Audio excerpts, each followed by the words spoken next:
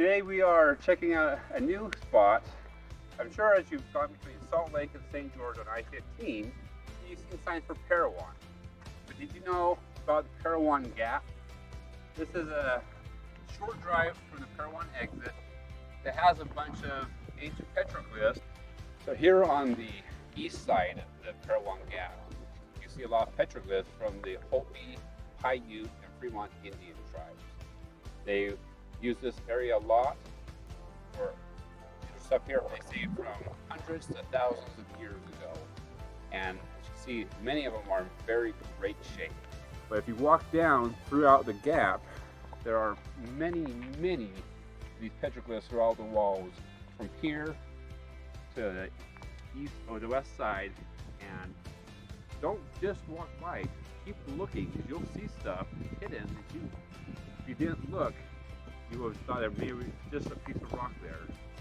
They are very beautiful to look at. Now, a wonderful little side trek to get out and stretch your legs. So in 1849, Parley P. Pratt was asked to come to southern Utah and start settling here. When they came down Parowan area, they started a little settlement, but it wasn't until a couple years later that they actually established Parowan, and it became the first settlement in southern Utah. Well, while they were here, of course, they met a lot of the Indians and made friends with them. And one of the people they knew was Chief Wakara, and he kept referring to the House of the God. And many of those settlers believed that Parowan Gap here was what he was referring to. Now, as many people do, they tend to like to leave their mark. And so there are many early settlers down here who would carve their names in these rocks in a general area as some of the Indian petroglyphs, which is a little unfortunate, but it also is a wonderful historical record for us too.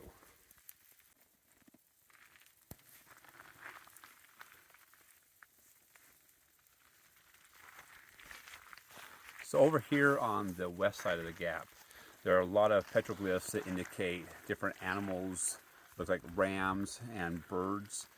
It's not uncommon for the golden eagles, red-tailed hawks, peregrine falcons, and other birds of prey to nest in the hills behind me. So it doesn't surprise me that as the Hopi, Paiute, and Fremont Indians lived out here, that they would put representation of those animals here in the rock, because I'm sure it made a big difference in their lives and how they maybe use these animals or what these animals meant to them.